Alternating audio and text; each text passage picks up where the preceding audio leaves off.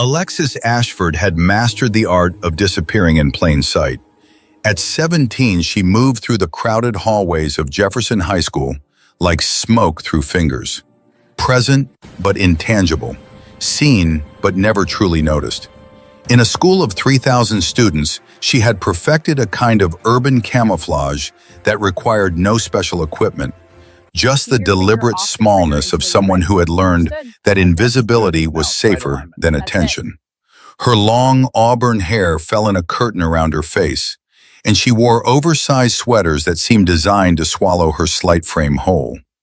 While other students clustered in groups near lockers, sharing weekend stories and inside jokes, Alexis found her refuge in the quiet corners of the library. There, surrounded by the musty smell of old books and the soft hum of fluorescent lights, she could lose herself in military history texts and tactical manuals that most teenagers would find impossibly dull. The other students at Jefferson High knew her only as that quiet girl who sits in the back. Teachers marked her present on attendance sheets and collected her perfect assignments, but none of them could have told you the color of her eyes or the sound of her laugh. She was a ghost in their midst, a shadow that cast no reflection. What none of them knew, what none of them could have imagined, was that Alexis Ashford carried secrets that weighed heavier than the worn backpack she hauled from class to class. Her father was Colonel Barrett Ashford, a name that still commanded respect in certain military circles.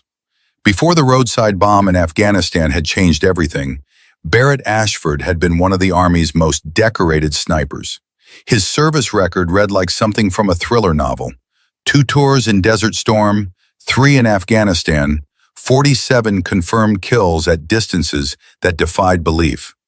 He had been the kind of soldier that other soldiers told stories about, the kind of man who could thread a bullet through a window at 800 yards and never lose a night's sleep over it. That man was gone now, replaced by someone Alexis barely recognized. The IED had taken Barrett's legs 3 years ago, but in many ways, that had been the least of what it stole. The explosion had left him confined to a wheelchair, yes, but the real damage went deeper than shattered bone and severed nerve endings. It had taken his purpose, his identity, his reason for drawing breath. The man who now sat in their small apartment was a hollow echo of the father Alexis remembered, a ghost haunting the ruins of his own life. The medical bills had been crushing from the start, $47,000 in debt, with more accumulating each month. The VA covered some of it, but not enough. Never enough. Alexis had watched the shut-off notices pile up on their kitchen counter like tombstones marking the death of their former life. Electricity, water, internet, the necessities of modern existence, all hanging by threads that grew thinner with each passing month. So she had taken a job at Holloway's shooting range on the edge of town, a weathered collection of buildings that looked like they'd been standing since the Korean War. The pay wasn't much, but it was something. More importantly, it was a place where nobody asked questions, where a 17-year-old girl could work without the scrutiny that came with more legitimate establishments. The owner, Warren Holloway, was a man who seemed carved from the same hard stone as the Colorado mountains that ring their town. At 71, he moved with the careful deliberation of someone who had learned to husband his strength. But his eyes were still sharp as rifle sights. Deep lines bracketed his mouth and creased his forehead, the kind of weathering that came from decades spent squinting into distance in wind. Stone, as everyone called him, was a veteran of the Chosin Reservoir, that frozen hell in North Korea, where American forces had fought in temperatures cold enough to shatter metal. He rarely spoke of those days, but sometimes Alexis would catch him staring at nothing, his jaw working as if chewing on memories too tough to swallow. He had hired Alexis knowing her father's situation. Military families stuck together, he'd said. That was the code. You didn't let a soldier's daughter starve while you had work that needed doing. At first, Alexis had simply cleaned weapons and restocked ammunition. The work was methodical and soothing in its own way.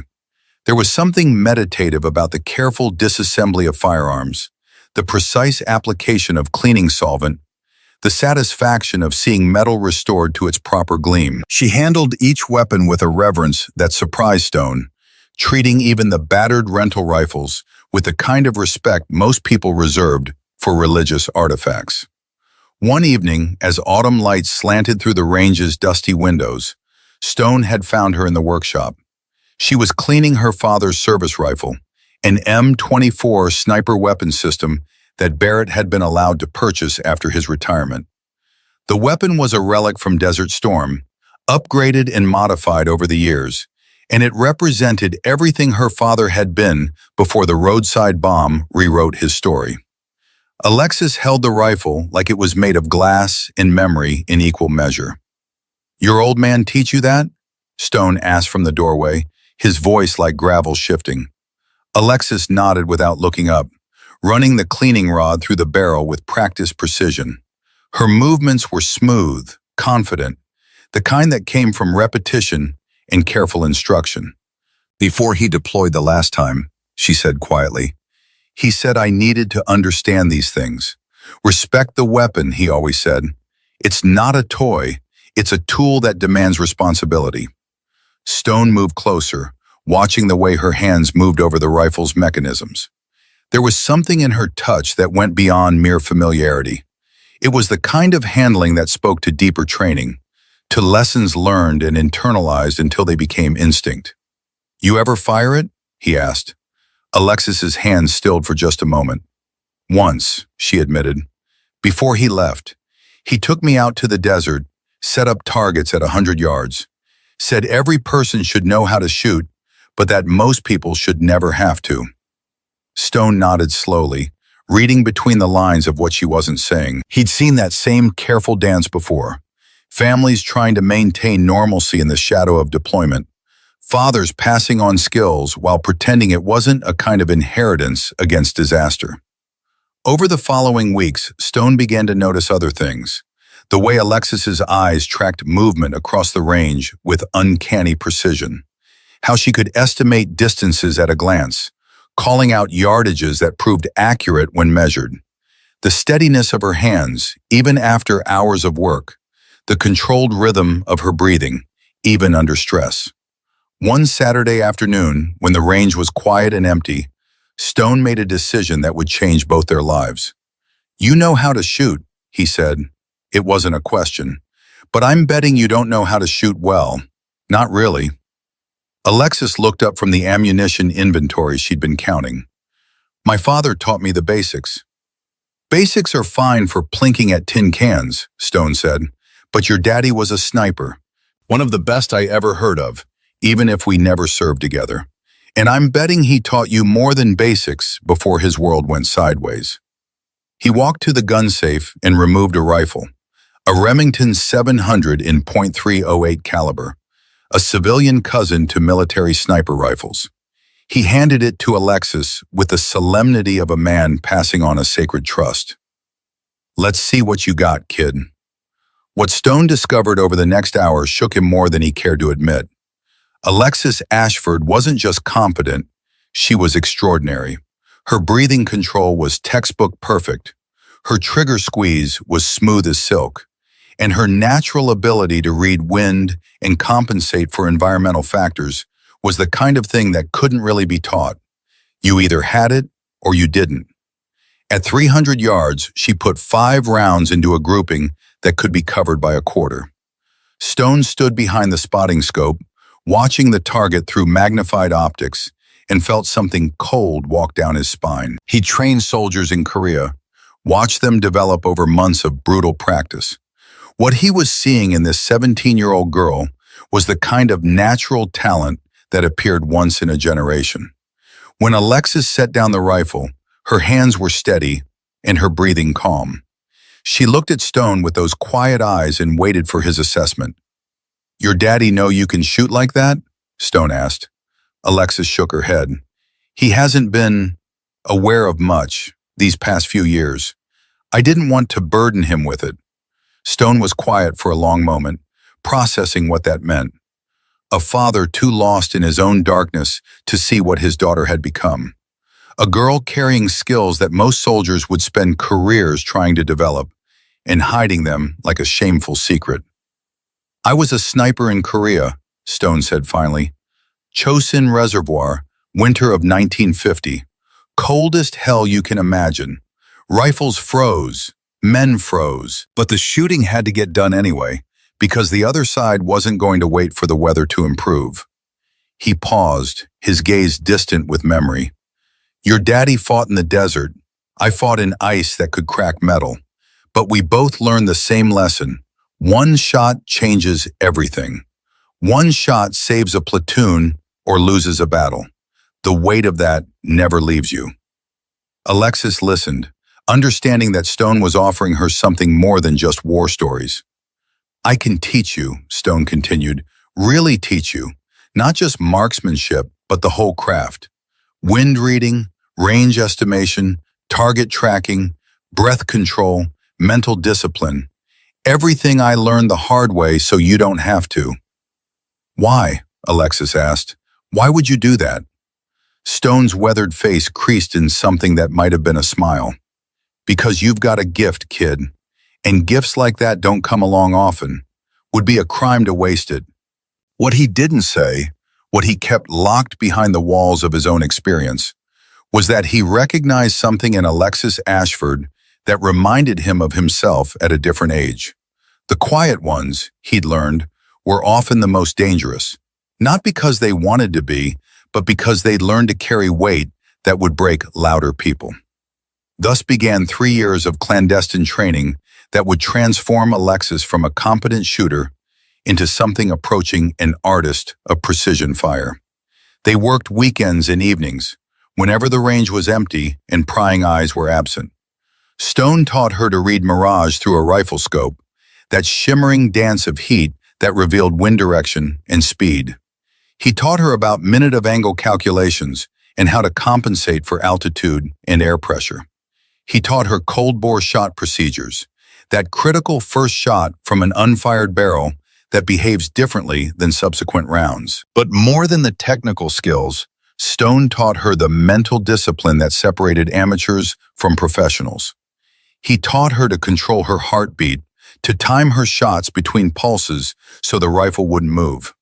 He taught her to embrace discomfort, to shoot in rain and wind and fading light, because the real world rarely offered perfect conditions.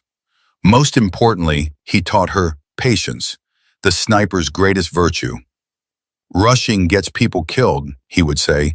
Take your time, breathe, let the shot come to you. Alexis absorbed it all with the hungry focus of someone who had found a purpose she hadn't known she was seeking. For the first time in years, she felt like she was building towards something rather than just surviving day to day. Stone began entering her in local shooting competitions, using a pseudonym to maintain her privacy. She competed under the name L. Ashford, letting people assume the initials stood for Lewis or Lawrence or any masculine name their assumptions supplied. In a sport still dominated by men, anonymity was easier than confrontation. She never won first place. That was by design, part of Stone's careful strategy. He advised her to hold back just enough to place consistently in second or third, scoring high enough to earn respect without drawing the kind of attention that would invite scrutiny. You don't want to be famous, Stone explained. Famous shooters end up on TV, doing exhibitions and giving interviews. You want to be skilled, not celebrated. Big difference. At 600 yards, Alexis could maintain groupings that professional military snipers would envy. At 800 yards, she was still hitting targets with consistency that made Stone shake his head in quiet amazement. Her competition scorecards accumulated in a drawer at home. 98 out of 100, 97 out of 100, 99 out of 100. Each one a testament to skills that nobody at Jefferson High School could have imagined she possessed. Your daddy would be proud, Stone told her after one particularly impressive performance. This kind of shooting, it's in the blood. Alexis's throat tightened at those words. She wanted desperately to share her achievements with her father, to see pride light up his eyes again, the way it had when she was younger. But Barrett Ashford seemed to exist behind a wall of grief and pain medication, present in body but absent in all the ways that mattered. So she kept her trophies hidden, adding them to the growing collection of secrets that defined her parallel life. At school, Alexis remained the invisible girl, drifting through her senior year with perfect grades and zero social presence. Teachers praised her work ethic in comments on report cards, never quite managing to remember her face between one term and the next. She was the ideal student in the worst possible way, academically excellent, behaviorally perfect, and utterly, completely forgettable. Her only real friend was Eleanor Whitmore, the elderly woman who lived in the apartment next door. Eleanor was 72, a widow whose husband had died at the Chosin Reservoir, the same frozen battlefield where Stone had earned his ghosts. She had been waiting for her husband to come home for 7 decades, and the waiting had worn grooves of wisdom into her face. Eleanor seemed to see through Alexis's carefully maintained invisibility. She would invite the girl over for tea, sitting together in comfortable silence, or engaging in conversations that touched on deeper truths than high school gossip ever could. "You're carrying something heavy, child," Eleanor observed one gray November afternoon. They sat in her kitchen, steam rising from cups of Earl Grey, while rain pattered against windows. "I can see it in your shoulders, the way you hold yourself. You're too young to carry such weight alone." Alexis wanted to tell her everything, about the bills stacking up at home, about finding her father staring at his service pistol with eyes that held calculations she didn't want to understand, about the nightmares that woke her at 3 in the morning, about the strange, double life she led between school invisibility and shooting range excellence. But the words felt stuck behind some barrier she couldn't quite name. Speaking troubles aloud had a way of making them more real, more solid, harder to ignore. "I'm managing," Alexis said instead, the automatic response of someone who had learned that admitting struggle invited pity. Eleanor reached across the table and covered Alexis's hand with her own, paper-thin skin marked with age spots and memories. "Child, I know what managing looks like. I managed for 60 years after they told me Daniel wasn't coming home. But managing isn't living, and surviving isn't the same as thriving." She paused, her pale blue eyes searching Alexis's face. "Your father is fighting his own war. I can see that just from the shadows under your eyes. But you can't fight it for him. You can only fight your own battles and hope he finds his way out of his darkness." The words settled over Alexis like a weight and a relief simultaneously. She nodded, not trusting her voice, and they sat together in companionable silence while the rain drummed its endless rhythm against the glass. At home, the apartment she shared with her father had become a museum of loss. Barrett spent most of his days positioned by the living room window, his wheelchair angled so he could stare out at a world he no longer felt part of. The walls were decorated with commendations and photographs from his military service, images of a man who stood tall and confident, whose eyes held focus and purpose. That man bore little resemblance to the one who now sat motionless for hours, his face slack with whatever cocktail of pain medications the VA prescribed in endless refills. The nightmares came regularly. Alexis would wake to the sound of her father screaming, his voice hoarse with terror, and find him tangled in blankets, fighting enemies that existed only in the landscape of his trauma. She learned to approach him carefully during these episodes, speaking in low, calm tones until recognition filtered back into his eyes.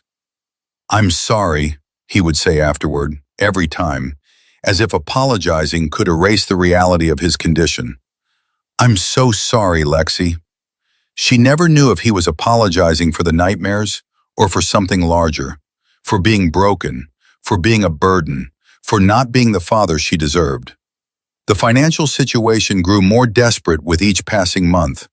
Alexis took a second job, stocking shelves at a 24-hour grocery store during the graveyard shift. She would work from 11 at night until 6 in the morning, then go straight to school, functioning on 3 or 4 hours of sleep snatched in stolen moments. Her body began to show the strain. She grew thinner, her face developing the gaunt angles of chronic exhaustion. Eleanor noticed, of course. Stone noticed. But Alexis kept moving forward because stopping meant confronting realities she wasn't ready to face. December arrived with cold that seemed to seep into bones and stay there. The first snow fell on a Tuesday morning, transforming the familiar landscape into something clean and temporary. Alexis walked to school through the fresh powder, her breath forming clouds in the crystalline air, and tried to appreciate the beauty of it. Jefferson High School had implemented new security protocols following a nationwide trend of school violence. Metal detectors appeared at entrances. Security guards conducted random backpack checks. Faculty received training in lockdown procedures and crisis response.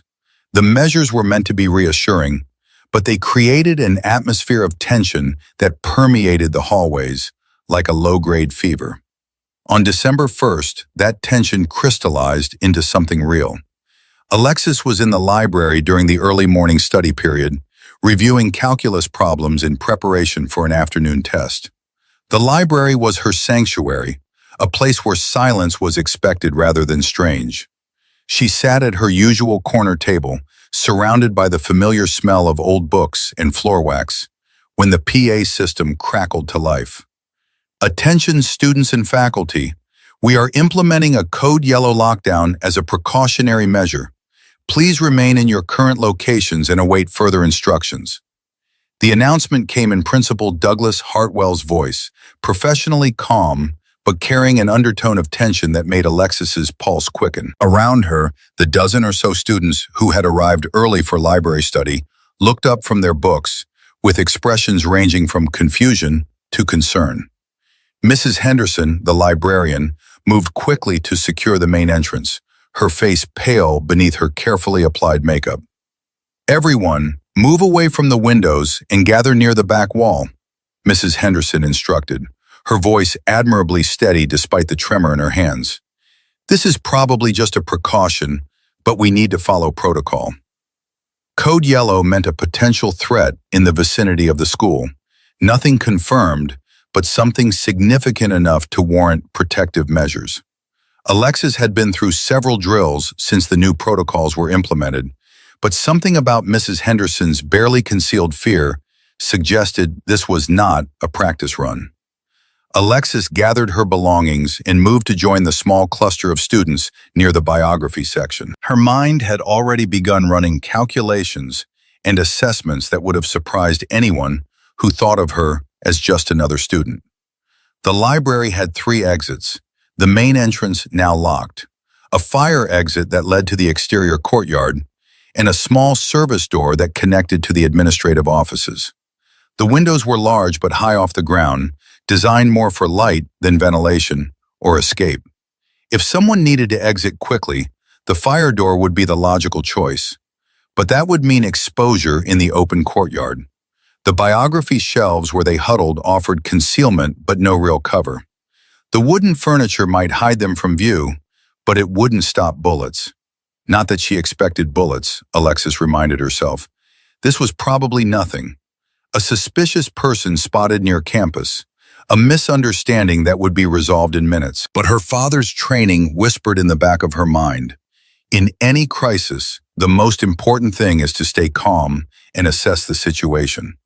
Panic kills more people than the actual threat. Minutes crawled by with agonizing slowness.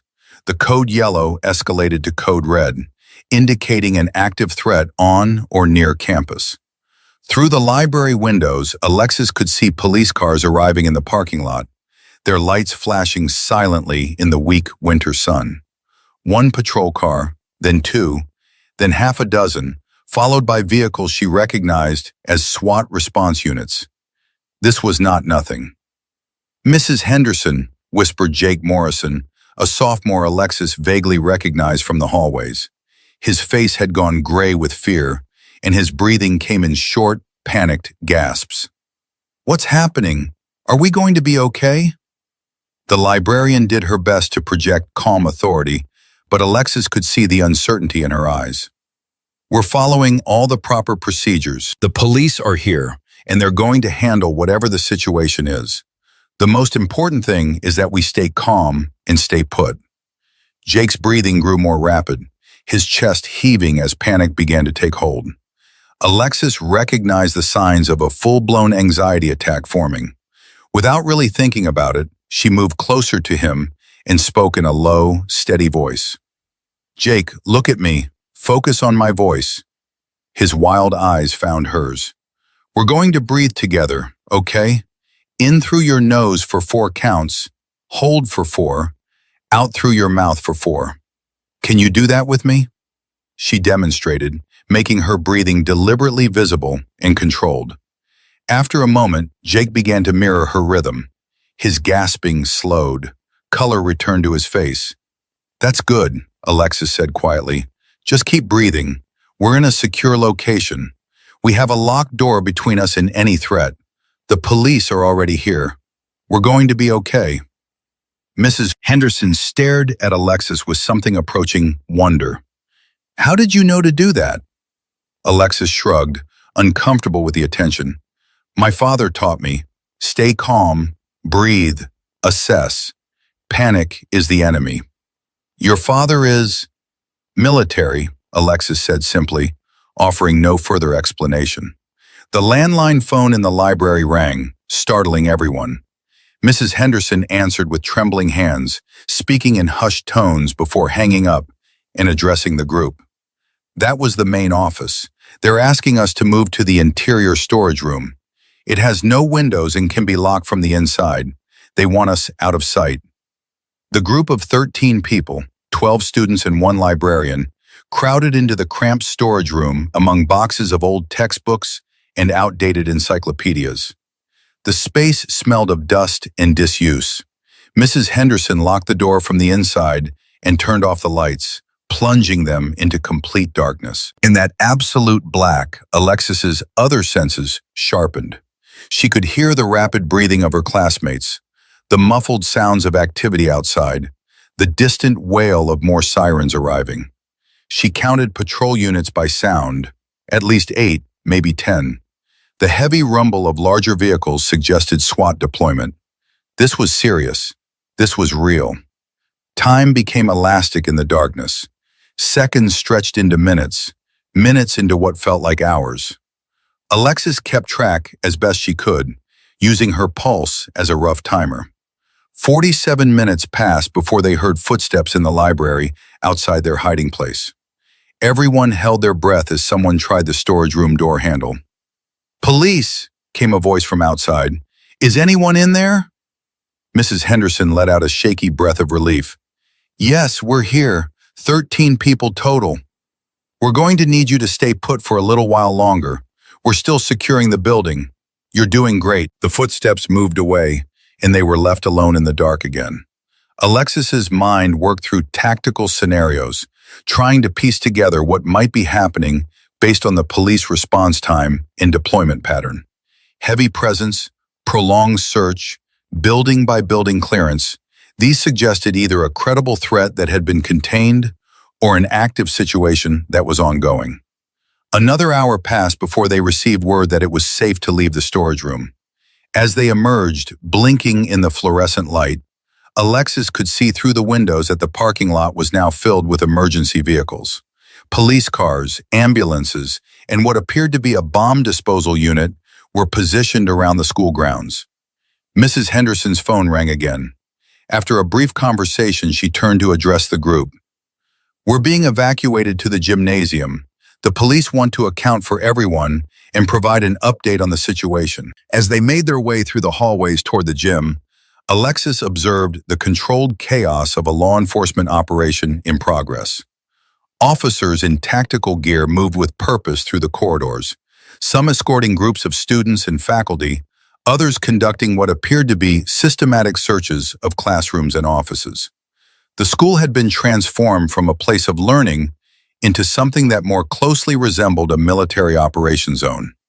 The gymnasium had been converted into a temporary command center.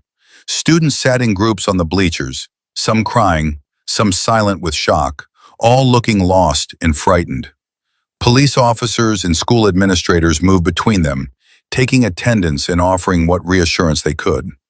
Principal Hartwell took the microphone at center court. He was a man in his late 50s, normally confident and controlled, but today his hands shook slightly as he held his notes. I want to thank everyone for following our lockdown procedures. I know this has been a frightening experience, but I want you to know that you are all safe now. He paused, consulting the paper in his hand. Earlier this morning, we received reports of an armed individual in the vicinity of our school. As a precaution, we initiated lockdown procedures and contacted law enforcement. The individual has been located and is no longer a threat. However, because this is an ongoing investigation, we're going to dismiss school early today. Your parents have been notified, and we are arranging for safe transportation home for everyone. Relief washed through the gymnasium, accompanied by nervous laughter and the sound of students calling parents on cell phones that had been silenced during the lockdown. Alexis remained seated, processing the information with the analytical part of her mind that her father's training had developed. Armed individual, vicinity of the school, located and no longer a threat. The phrasing was deliberately vague, designed to inform without causing panic. But Alexis had heard enough military and law enforcement terminology to read between the lines. This had been a close call, closer than Principal Hartwell's carefully modulated announcement suggested. As she waited for her turn to be processed for early dismissal, Alexis overheard conversations between police officers that painted a more detailed picture. A former student with a documented history of mental health issues had been spotted near the school grounds carrying what witnesses believed to be a weapon. The individual had been apprehended without incident several blocks away, but not before triggering the full emergency response protocol. Could have been much worse, one officer said to another. These situations are unpredictable. You never know what might set someone off or how far they might go. The words settled into Alexis's consciousness like stones dropping into dark water. Her mind immediately went to her father and the stories he had told her about split-second decisions in high-pressure situations. The difference between life and death, he had once said, often came down to training, preparation, and the willingness to act when action was required. Most people freeze when crisis hits, he had explained. The ones who survive are the ones who have trained their minds and bodies to respond effectively under pressure. It's not about being fearless. It's about functioning despite fear. When Alexis finally made it home that afternoon, she found her father in his wheelchair by the living room window, watching the news coverage of the morning's events. The local station was running footage of the police response at Jefferson High, and Alexis could see her own school transformed into something that looked more like a crime scene than a place of learning. Barrett turned at the sound of the door. For the first time in months, his eyes held genuine clarity and concern. "Are you okay?" he asked, his voice carrying more strength than she had heard from him in weeks. "I saw the news and tried to call the school, but the lines were jammed." Alexis set down her backpack and sat beside him on the couch. The weight of the day suddenly pressed down on her, and she felt exhaustion seep into her bones. "I'm fine, Dad. We were never in any real danger. The police handled everything perfectly." Her father studied her face with the intensity she remembered from her childhood, when he could read her emotions with startling accuracy. It was the look of a man trained to observe details that others missed, and she had forgotten how penetrating that attention could be. "But it shook you up," he observed. It wasn't a question. Alexis nodded slowly. "It made me think about how quickly things can change, how normal can become dangerous in just a few minutes." Barrett was quiet for a moment, and when he spoke again, his voice carried a weight that suggested he was drawing on hard-won experience. "That's good. Not the fear, but the awareness. Most people go through life assuming that tomorrow will be just like today, that the systems protecting them will always work, that bad things happen to other people. But you and I know better. We know that the world can be a dangerous place, and that sometimes ordinary people have to do extraordinary things." They sat together in the late afternoon light, and Alexis felt something shifting in the atmosphere between them. For the first time in years, her father seemed fully present, engaged with the world rather than retreating from it. The crisis at school had somehow awakened something in both of them, a recognition that their lives were connected to larger forces and events that demanded attention and response. That evening, Alexis found herself unable to concentrate on her usual routine. She tried to work on homework, but her mind kept returning to the morning's events and her father's words. She thought about the scared faces of her classmates in the storage room, about Mrs. Henderson's brave attempts to maintain calm, about the police officers who had responded so quickly and professionally to protect them all. She also thought about the conversation she had overheard between officers, about how unpredictable such situations could be, about the thin line between safety and catastrophe. It occurred to her that her classmates had been completely dependent on others for their protection, with no ability to influence their own fate beyond following instructions and hoping for the best. Alexis had always accepted her role as a passive observer, someone who watched life happen rather than actively participating in it. But something about the day's events had awakened a different part of her, the part that her father had trained to think tactically, to assess situations, to be prepared for the unexpected. Before going to bed, she did something she hadn't done in months. She knocked on her father's bedroom door and asked if they could talk. When he invited her in, she sat in the chair beside his bed and told him everything. About Stone's range, about the 3 years of secret training, about the competitions and the trophies she had won and hidden, about the skills she had developed in silence, cultivating them like a secret garden she was afraid to show anyone. Her father listened without interruption, his eyes growing brighter with each detail she shared. When she finished, he was quiet for a long moment before speaking. "Why didn't you tell me before?" he asked gently. Alexis struggled to find words for feelings she had barely acknowledged to herself. "I didn't want to put pressure on you. You seemed so fragile, and I thought talking about guns and shooting might make things worse, might remind you of things you were trying to forget." Her father reached out and took her hand, his grip stronger than it had been in years. "Alexis, you're the best thing that came out of my military service. Not the medals or the commendations, but the daughter I trained to be strong and capable and ready for whatever life might bring. I've been so lost in my own pain that I forgot to be proud of who you've become." His eyes were wet, and Alexis realized with a start that these were tears of pride, not grief. "You've been taking care of me for 3 years," he continued, "working jobs, paying bills, managing a household, all while maintaining perfect grades and developing skills that most soldiers never achieve. And I've been so wrapped up in my own darkness that I didn't see any of it." He squeezed her hand. "That changes now. If you're willing, I want to train you properly. Not just shooting, but tactical thinking, crisis response, decision-making under pressure. Everything I learned in 2 decades of military service. Because you've been forging yourself into something remarkable, and I should have been helping instead of wallowing." Alexis felt tears tracking down her own cheeks. "Why, Dad? I'm just a high school girl. Why would I need that kind of training?" Barrett's expression grew serious. "Because warriors aren't born, Alexis. They're forged. And whether you realize it or not, you've been forging yourself for years. The question isn't whether you have the capability. You've already proven that. The question is whether you'll have the knowledge and preparation to use that capability wisely if you're ever called upon." He paused, his gaze distant with memories she couldn't access. "I pray you never need it, but if that day comes, I want you to be ready. That's what a father does. He prepares his children for a world that doesn't always play fair." As Alexis returned to her room that night, she felt as though she was seeing her life from a new perspective.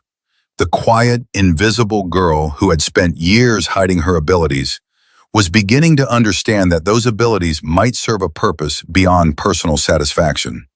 The skills her father had given her, and the precision she had developed under Stone's guidance, might be meant for something larger than competition trophies tucked away in drawers. She didn't know that in just 3 days, everything would change. She couldn't have predicted that her school would face a crisis far more serious than the morning's false alarm, or that her moment to step out of the shadows was rapidly approaching. All she knew was that she felt more awake, more present, more ready to engage with the world than she had in years. The quiet girl was beginning to find her voice, and soon that voice would be desperately needed. 3 days after the lockdown, Jefferson High School attempted to return to normal. Counselors were available for students who needed to talk about the experience. Security measures had been reviewed and strengthened. Life was supposed to resume its predictable rhythm, with teachers teaching and students learning, and everyone pretending that the morning of December 1st hadn't revealed just how fragile their sense of safety really was. But Alexis could feel that something fundamental had changed, not just in the school's atmosphere, but in herself. She walked through the hallways with new awareness, noticing details she had previously overlooked. The locations of emergency exits, the sight lines from various positions, the way crowds moved and gathered in patterns that could become dangerous in the wrong circumstances. Her father's tactical training, dormant for so long, had been awakened by the recent crisis. She found herself automatically assessing situations and environments in ways that would have seemed paranoid just a week earlier. The morning of December 4th arrived with pale winter sunlight that did little to warm the cold air. Alexis woke early as always, moving through her morning routine with the mechanical efficiency of someone running on too little sleep and too much caffeine. Her father was already awake when she emerged from her room, positioned in his wheelchair at the kitchen table with a cup of coffee and the tactical training manual they had been reviewing together. Their nightly sessions had resumed, transformed by a new energy that Barrett seemed to draw from having purpose again. Last night he had taught her about the Cooper color code, the awareness system that categorized threat levels from white through yellow, orange, and red. White was complete unawareness. Condition yellow was relaxed alertness. Orange was specific alert with potential threat identified, and red was active threat requiring immediate response. Most people, Barrett explained, spent their entire lives in condition white, completely unaware of their surroundings and vulnerable to any threat that emerged. Professionals lived in condition yellow, maintaining a baseline awareness that allowed rapid escalation when circumstances demanded it. The goal wasn't paranoia, he emphasized. It was preparedness. The difference between those who survived crises and those who became victims often came down to those few seconds of recognition that awareness provided. Alexis thought about that now as she walked to school through the cold morning. She was in condition yellow, she realized, aware of the cars passing on the street, the positions of other pedestrians, the potential threats and escape routes in her environment. It wasn't fear, it was simply paying attention to the world with new eyes. At school, the day progressed with the usual rhythm of classes and passing periods. Alexis moved through her morning classes in her customary silence, taking notes and answering questions when called upon, but never volunteering participation. By fourth period calculus, she had almost convinced herself that the hyper-awareness she felt was just residual anxiety from the lockdown, that nothing was going to happen, that today would be just another ordinary Thursday. Then lunch period arrived, and with it, the end of ordinary. The cafeteria at Jefferson High was a cavernous space designed to accommodate the school's large student population in 3 rotating lunch periods. Alexis's lunch period was the busiest, with well over 200 students crowding the space. The noise level was always overwhelming, hundreds of conversations blending into a continuous wall of sound punctuated by laughter, shouting, and the clatter of trays and silverware. Alexis sat at her usual spot near the windows, a corner table that offered relative quiet and a clear view of most of the cafeteria. She had claimed this position years ago precisely because it minimized the chance of unwanted social interaction, while allowing her to observe without being observed. Today she had spread out her chemistry notes, reviewing for an afternoon test, while mechanically eating a sandwich she had packed that morning. The time was 11:47 when Jake Morrison stood up from his table near the center of the cafeteria and pointed toward the main entrance. His voice, pitched high with confusion, cut through the ambient noise. "Is that guy supposed to be here?" Alexis looked up from her notes and felt her pulse immediately quicken. A man in his early 20s was moving through the entrance doors with purposeful strides. He wore a long, dark coat despite the relatively mild December weather, and his movements had the quality of someone operating on a script written in his own mind. His right hand was inside the coat, gripping something that created a telltale bulge in the fabric. Recognition flickered across Alexis's consciousness. She knew that face from somewhere, though it took her a moment to place it. The memory surfaced with uncomfortable clarity. Dylan Merrick, a former student who had been in his senior year during Alexis's freshman year. He had been a quiet, angry presence in the hallways, involved in several disciplinary incidents before dropping out sometime during that year. Alexis remembered him because of an essay he had written for English class, a powerful piece about veterans and the difficulties they faced returning to civilian life after combat. The essay had been about his uncle, she recalled, an Iraq veteran who had struggled with PTSD and eventually taken his own life. Mr. Theodore Brennan, the cafeteria supervisor, noticed Dylan's entrance and began moving toward him. Brennan was in his mid-50s, a former high school football coach who had transitioned into administrative work after a knee injury ended his coaching career. He approached Dylan with the practiced authority of someone accustomed to managing teenage chaos. "Son, you need to leave campus," Brennan said, his voice carrying across the suddenly quieting cafeteria. "This is a secure area. You're not authorized to be here." Dylan stopped walking and slowly turned toward Brennan. Alexis could see his face clearly now, and what she observed there made her stomach clench with fear. His eyes held a vacant, determined look that she had seen before in her father during his worst episodes. The look of someone who had moved beyond rational thought into a place where normal social constraints no longer applied. It was the look of someone who had already made terrible decisions and was committed to seeing them through. Dylan's hand emerged from his coat, revealing what Alexis had feared she would see. The weapon wasn't a military-style rifle like the ones that dominated news coverage of school violence. It was a compact pistol, dark and functional, that he held with the awkward grip of someone not entirely familiar with firearms. But awkward didn't mean harmless. Even from her position across the cafeteria, Alexis could identify it as a Glock 19, a reliable 9mm handgun with a standard magazine capacity of 15 rounds. Her mind, trained by 3 years of intensive instruction, immediately began cataloging tactical details. Dylan's grip was wrong, thumb placement off, fingers positioned awkwardly around the frame. His stance was unbalanced, weight too far forward, which would make recoil management difficult. Most critically, his finger was on the trigger rather than alongside the frame where it should rest until ready to fire. This was dangerous not because Dylan was skilled, but because his amateurism made him unpredictable.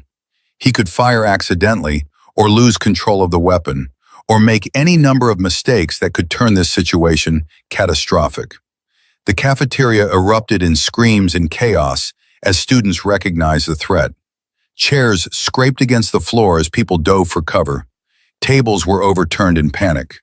The orderly lunch period transformed into pandemonium in the space of 3 heartbeats. Some students ran for the exits. Others dropped beneath tables. Still others froze in place with the wide-eyed paralysis of prey animals caught in a predator's gaze. Dylan raised the pistol and fired a single shot into the ceiling. The explosive sound of the gunshot in the enclosed space was so loud, it seemed to compress the air itself. Acoustic tiles shattered and rained down white dust. The screaming intensified for a moment, then cut off abruptly as Dylan shouted over the fading echo. "Everybody shut up! You're going to listen to me!" Silence fell like a curtain, broken only by muffled sobs and the sound of people trying to control their breathing. Dylan stood in the center of the cafeteria, the pistol now pointing at the crowd of students who hadn't made it to cover. His face twisted with emotion that looked like pain and rage in equal measure. Alexis had dropped behind her overturned table at the sound of the gunshot, her body responding with the trained reflexes that Stone and her father had drilled into her. Now she remained crouched in that position, forcing herself to stay calm while her classmates panicked around her. She could hear her father's voice in her memory, speaking with the patient clarity he had used during their training sessions. In a crisis, most people panic because they don't know what to do. But if you've prepared your mind, if you've thought through scenarios and responses, you can find the calm center that allows effective action. The weapon is just a tool. The real weapon is your mind. Alexis took a slow, controlled breath and began to assess the situation with cold, tactical logic. The cafeteria held somewhere around 237 students and staff. She had counted automatically earlier in the lunch period, a habit her father had taught her. The main entrance that Dylan had used was now blocked by his position. There was a secondary exit through the kitchen about 40 feet from her current location, but reaching it would require crossing open space where she would be visible. The windows along the far wall were too high and too small to serve as viable exits for most students. If Dylan intended to trap people in the cafeteria, he had chosen his position well. The layout naturally funneled people toward exits that he could control. The tables and chairs provided concealment, but wouldn't stop bullets. 9mm rounds would punch through the cheap laminated particle board without losing much velocity. They were hiding, but they weren't protected. Dylan had fired one round into the ceiling. Standard Glock 19 magazine held 15 rounds, which meant he had 14 left if he had loaded the magazine to capacity. But Alexis had no way of knowing if he carried additional magazines, or if the gun had been properly maintained, or any number of other variables that could affect the tactical calculus. Police response time would be somewhere between 4 and 6 minutes, based on her observation of the response during the previous lockdown. That was an eternity in an active shooter situation. People could die in seconds, and Dylan had already demonstrated his willingness to fire the weapon. Alexis began moving with deliberate care, staying low and using the overturned tables for concealment as she worked her way toward the kitchen exit. Her plan was simple: get out of the cafeteria, find the nearest teacher or administrator with a radio, and coordinate with law enforcement to provide them with real-time intelligence about the situation inside. She could tell them Dylan's position, the weapon type, the number of hostages, anything that might help them resolve this without casualties. She had made it perhaps 20 feet when Dylan fired his second shot. This time the bullet didn't go into the ceiling. It struck the wall just above where a group of freshman students were huddled together beneath a table, close enough that they screamed with terror at the spray of pulverized drywall and paint. "That was a warning," Dylan announced, his voice now completely cold and detached from the emotion it had carried moments before. "The next one won't be." Alexis froze in her half-crouch behind an overturned table, her mind racing through revised calculations. Her plan to escape and get help would take too long. Dylan was moving toward the active phase of his attack, and people were going to start dying in the next few minutes unless something changed immediately. She was the only person in the cafeteria with training that might make a difference. But she was also unarmed and facing someone who had already demonstrated his willingness to use violence. Every tactical principle her father had taught her emphasized the importance of overwhelming force and superior positioning when confronting an armed opponent. Alexis had neither. What she did have was 3 years of precision training, intimate knowledge of the cafeteria's layout, and the element of surprise. Dylan had no reason to see a quiet high school girl as a threat, which meant she might be able to get close enough to make a difference. She remembered something else her father had taught her during one of their recent training sessions. Real courage, he had said, wasn't the absence of fear.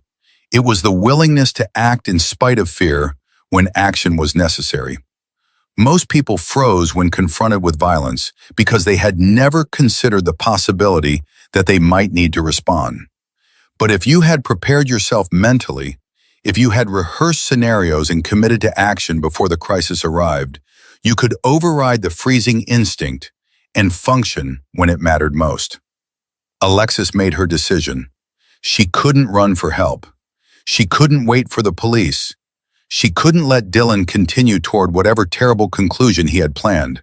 She was going to have to act, and she was going to have to do it now. But first, she needed to change the dynamic of the situation.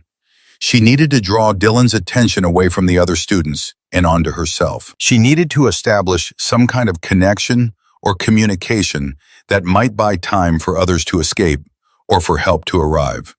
Most critically, she needed to make Dylan see her as something other than just another victim. Alexis took a deep breath and stood up from behind the overturned table. Her hands were visible and empty, held slightly away from her body in a non-threatening posture. Her heart was hammering so hard she could feel her pulse in her throat, but her voice when she spoke was steady and clear. "Dylan Merrick?" Dylan swung toward her voice, the pistol tracking with his movement. His eyes, which had been scanning the room with predatory focus, now locked onto her with surprise and confusion. "Who are you? Get down!" Alexis remained standing, projecting a calm she absolutely did not feel. "Alexis Ashford, I was a freshman when you were a senior. I remember your essay about veterans." Dylan's expression flickered with uncertainty. In all his planning and mental rehearsal of this moment, he clearly hadn't anticipated someone engaging him in conversation rather than cowering in fear. "Yeah? And what do you remember about it?" "I remember that you wrote about your uncle," Alexis said, taking a small step closer despite every instinct screaming at her to run. "About how he served in Iraq and came home changed. About how the system failed him and he couldn't find his way back. The essay made me cry because my father went through something similar." She could see Dylan processing this information, see the conflict playing across his face as her words touched something human beneath the desperate determination that had brought him to this place. "Your father?" "Colonel Barrett Ashford, Army sniper, Afghanistan and Desert Storm before that. An IED took his legs 3 years ago, and the PTSD has been trying to take everything else ever since." Dylan lowered the gun slightly, just a few degrees, but enough that Alexis could see she had found an opening. For a moment, genuine curiosity replaced the cold determination in his eyes. "Your dad, is he okay?" Alexis forced herself to be honest, to maintain the fragile connection she was building. "No, he's not. Some days he's barely functional. Some days I find him staring at his service weapon with that look in his eyes that tells me he's calculating how to end his pain. It's been 3 years of watching him fight a war inside his own head, and I don't know if he's winning or losing." She paused, then added quietly, "But he's still fighting. He's still here, and I have to believe that matters." Dylan's face contorted with emotion that looked like it physically hurt him. "My uncle gave up. 3 years after he came home, he couldn't take it anymore. Nobody helped him. Nobody even tried. The VA had waiting lists. The counselors didn't understand. His friends didn't want to hear about it. So one night he wrote a letter, and then he put a gun in his mouth and he pulled the trigger." His voice cracked on the last words, and Alexis could see tears tracking down his cheeks, even as he maintained his grip on the pistol. "I was 15. I found him, and I've been angry ever since because nobody cared. Nobody did anything. They just let him fall through the cracks like he didn't matter." Alexis felt her own throat tighten with empathy, even as her tactical mind continued running calculations. She had found common ground, established a human connection, but she could hear sirens in the distance now. Dylan would hear them too, and when he did, the window for peaceful resolution would begin to close. Cornered suspects made desperate choices. "I understand," Alexis said and meant it. "My father almost became another statistic like your uncle. I've had to hide the ammunition, lock away the firearms, Watch him constantly. I understand the rage you feel at a system that sends people to war and then abandons them when they come home broken. Dylan's hand tightened on the pistol, and his eyes went distant with calculation. Then you know why I'm here, why I had to make them pay attention, make them see me, make them remember that people like my uncle mattered. The sirens were louder now, clearly approaching the school. Dylan's head turned toward the sound, and Alexis saw his expression harden as he made whatever internal decision he had been weighing. When he looked back at her, the momentary softness was gone, replaced by cold determination. "It's too late for talking," Dylan said, swinging the gun away from Alexis and toward a group of students huddled near the far wall. "It's too late for everything." Alexis realized with crystalline clarity that her attempt at de-escalation had failed. Dylan was about to start shooting, and once he began, nothing would stop him until law enforcement arrived and ended the situation by force. The thought of what would happen in those minutes, the lives that would be destroyed, the futures that would be erased, the families that would be shattered, made something fundamental shift inside her. The quiet girl who had spent years hiding in shadows had a choice to make. She could drop back behind cover and wait for someone else to solve this problem. She could maintain her invisibility and hope that she wouldn't be one of the casualties. She could let this moment pass and return to her safe, unnoticed existence. Or she could step forward and become something different, something more, something necessary. Alexis took a breath that seemed to reach down to the foundation of who she was, and then she called out in a voice that carried across the silent cafeteria with surprising authority. "Dylan, before you do anything else, I need to ask you something." Dylan paused, irritation flickering across his face. "What?" Alexis felt time slow down, felt the weight of every decision that had led to this moment pressing down on her shoulders. Behind her were 237 people whose lives hung on what happened in the next few seconds. Before her was a broken young man who was a heartbeat away from becoming a monster. And inside her was 3 years of training, a lifetime of her father's lessons, and the sudden recognition that she had been preparing for exactly this moment without knowing it. She raised her hand slowly, deliberately, and spoke the words that would change everything. "Are there any sharpshooters present? Anyone here trained in precision shooting?" The cafeteria held its breath. Dylan stared at her with incomprehension, as if she had asked the question in a foreign language. Around the room, students looked at each other with the same confusion. What was the quiet girl doing? What kind of question was that at a time like this? Alexis kept her hand raised and her eyes locked on Dylan's face. "Because I am." The words hung in the air like a physical thing. Dylan laughed, but it was a bitter, disbelieving sound. "You're a kid. You're lying. Sit down before I make you sit down."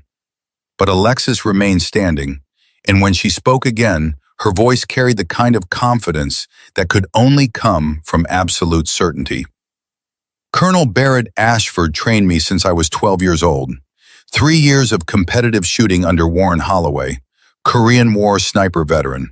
At 300 yards, I can put 5 rounds into a grouping the size of a quarter.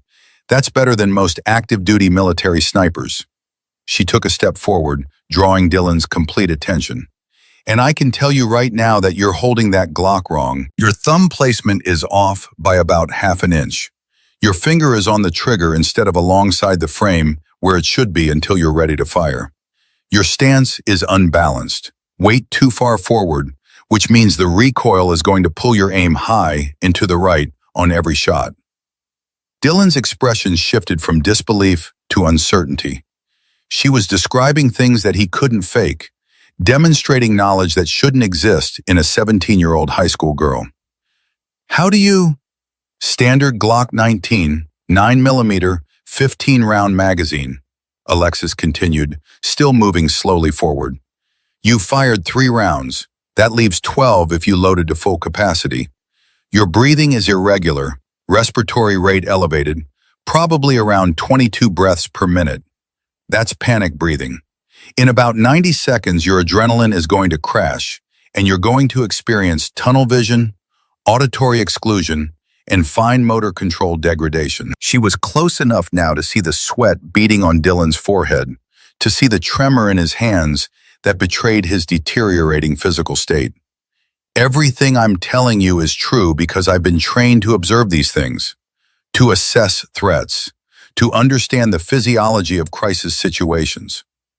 Around the cafeteria, students were beginning to emerge from their hiding places, drawn by the surreal nature of what they were witnessing. The invisible girl they had barely noticed for 3 years was standing in the middle of a hostage situation, speaking with calm authority about weapons and tactics and threat assessment. Dylan kept the gun pointed at Alexis, but she could see the calculation happening behind his eyes. This wasn't part of his plan. This unexpected element had disrupted the script he had written for this moment. "If you're so well trained, where's your weapon?" Alexis allowed herself a small, sad smile. "I don't need one. At this range, with your current skill level and physical state, I could disarm you in under 3 seconds. But I don't want to hurt you, Dylan. I want to help you." It was a calculated bluff, and Alexis knew it. She had hand-to-hand training, yes, but Dylan was larger and probably stronger, and he was already in an elevated state that would give him chemical advantages she couldn't match. The truth was that attempting to physically disarm him would be incredibly dangerous and might result in shots being fired that could hit innocent bystanders. But the bluff wasn't really about her physical capability. It was about establishing dominance in Dylan's mental landscape. It was about making him doubt himself, making him see her as something other than a victim, buying time for the police response that was surely coming. Dylan's face went through a series of expressions: anger, confusion, fear, and finally something that looked almost like pleading. "Prove it," he said, his voice rough. "Prove you're not just making this up." Alexis's mind raced through options and scenarios. She needed to continue engaging him, keep his attention focused on her rather than on the other students. She needed to position herself between Dylan and potential victims. Most critically, she needed to watch for the moment when his control would slip, when he would make his final decision about what came next. She was aware that around the cafeteria, students were slowly moving toward the exits, taking advantage of Dylan's distraction. Mr. Brennan had regained consciousness after being knocked down earlier and was making subtle gestures, directing people toward the kitchen exit. 40 students had already escaped, then 50, then more. Every second that Alexis kept Dylan focused on her was another second for others to reach safety. Dylan seemed to come to some internal decision.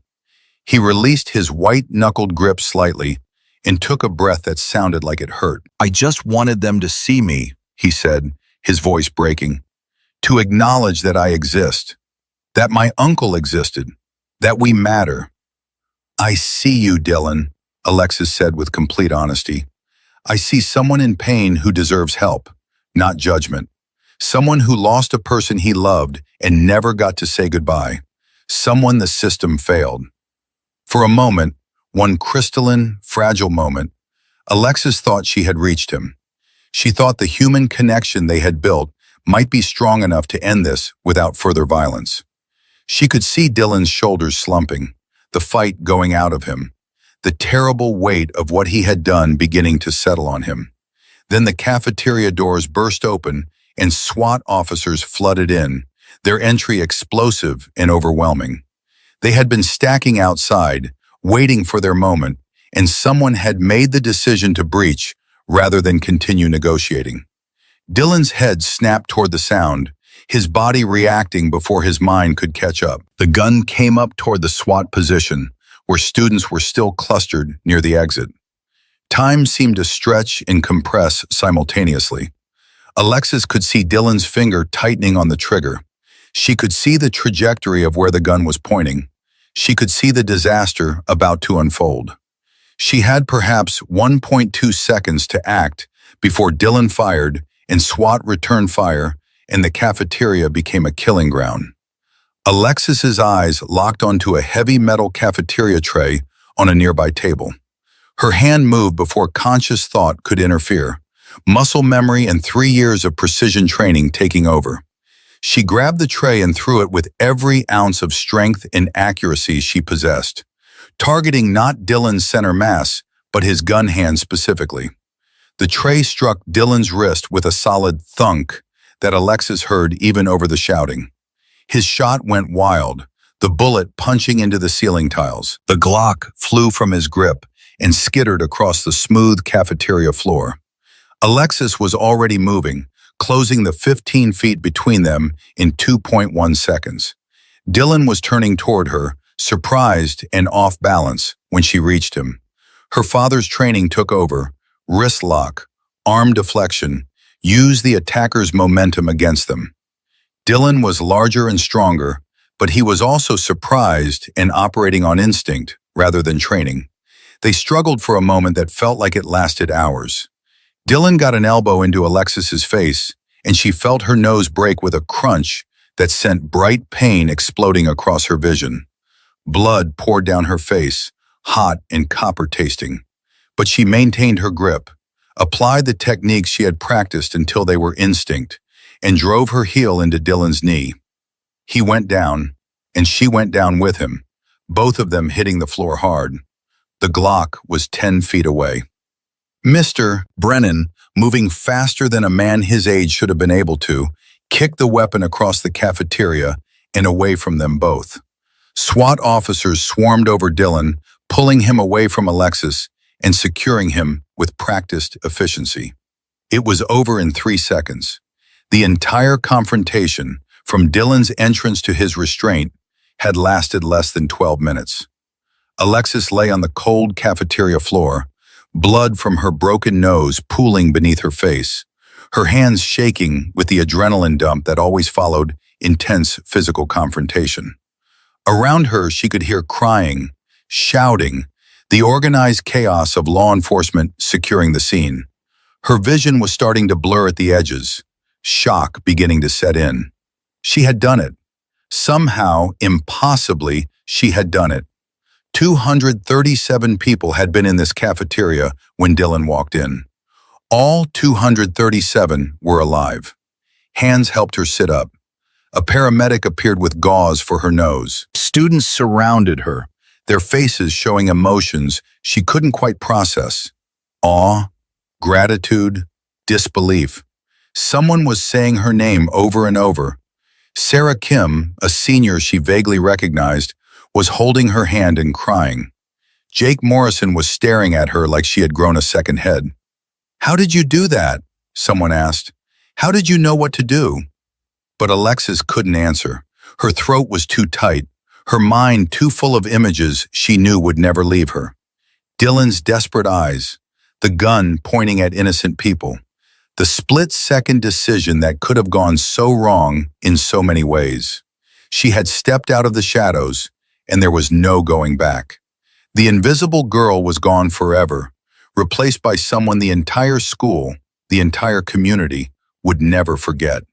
And Alexis couldn't decide if that was a gift or a curse or something more complicated than either word could contain. The paramedics wanted to take Alexis to the hospital immediately, but she refused to leave until every student had been accounted for and checked.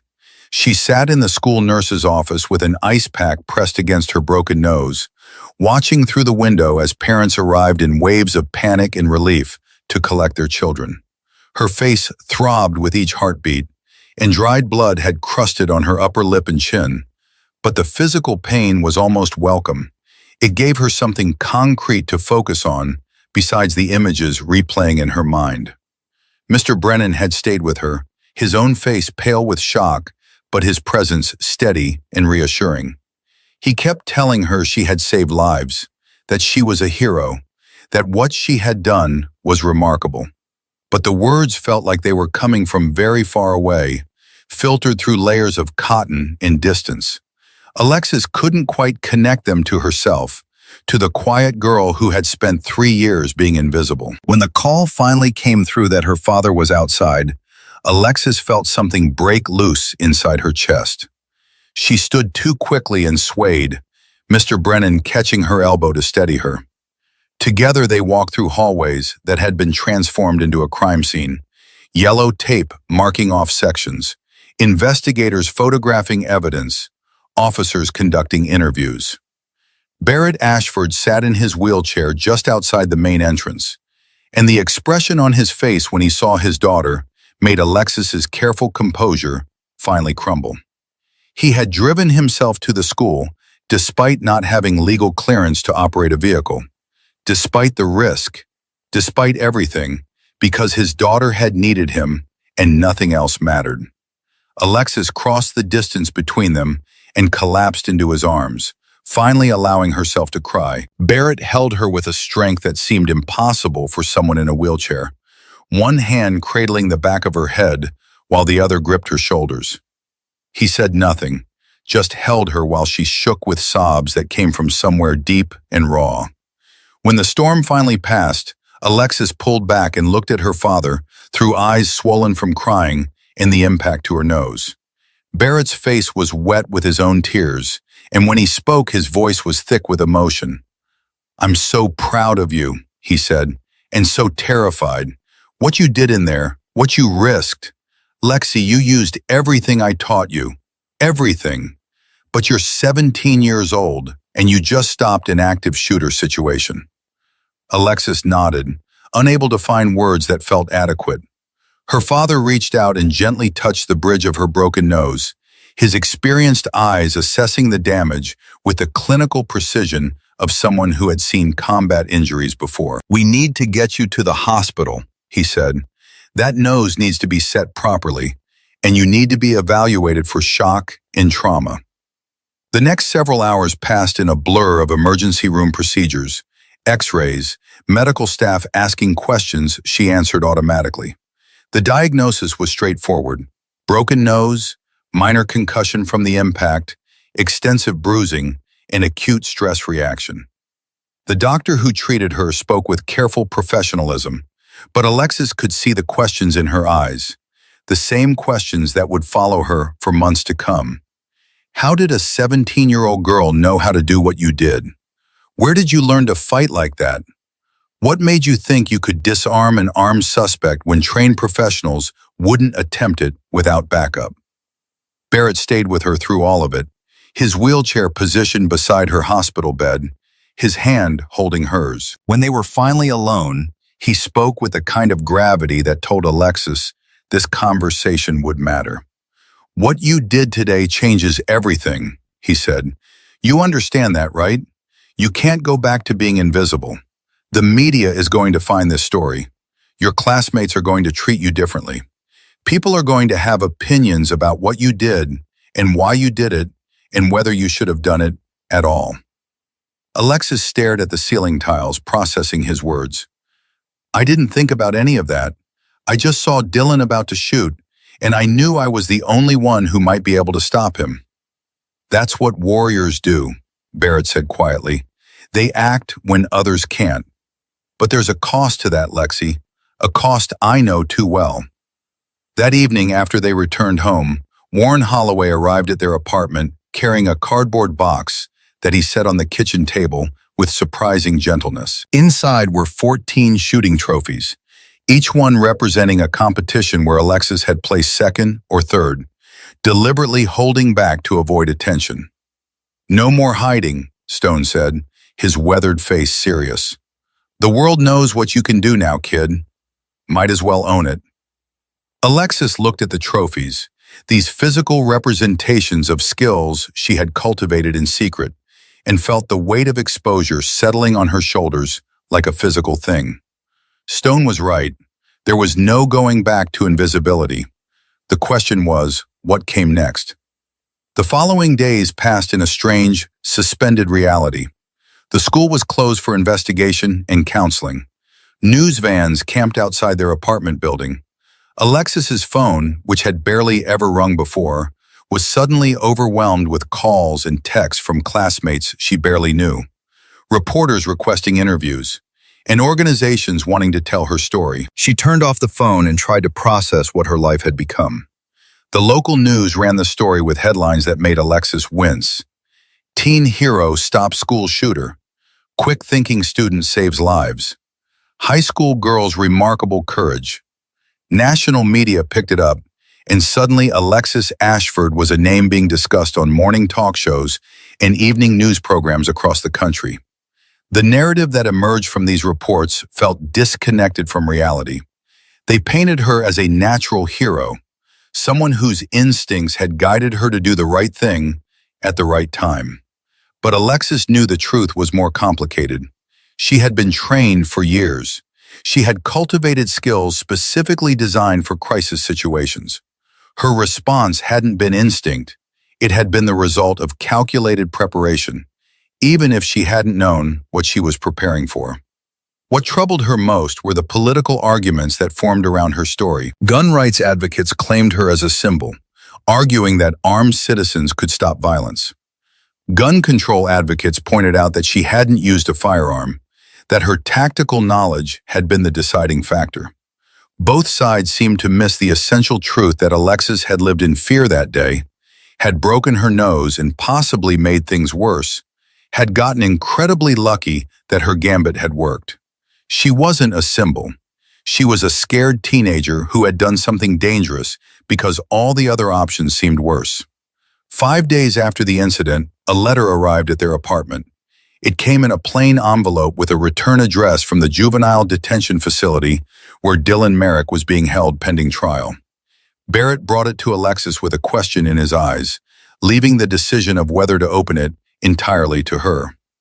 Alexis sat at the kitchen table for a long time, staring at the envelope. Part of her wanted to throw it away unread, to maintain a clean separation between herself and Dylan, victim and perpetrator. But another part of her remembered the pain in his eyes, the way he had talked about his uncle, the recognition that he was someone who had needed help and never received it. Finally, she opened the letter and read Dylan's handwriting, surprisingly neat and careful. "Dear Alexis," the letter began, "I don't expect you to forgive me. I don't deserve it. But I need you to know that what you did saved me from becoming the monster I was afraid I already was. When I walked into that cafeteria, I thought I had committed to a path I couldn't turn back from. I thought the only way to make people see me was to make them fear me. You showed me I was wrong." The letter went on for 2 pages, describing Dylan's mental health struggles, his uncle's suicide, his descent into isolation and rage. He wrote about the moment when Alexis had engaged him in conversation, how it had disrupted the script in his head, how her willingness to see him as human rather than monster had created a crack in his determination. "I'm getting help now," Dylan wrote near the end. "Real help, not just pills and platitudes. The therapists here are making me understand that what happened to my uncle wasn't my fault, and that destroying lives wouldn't honor his memory.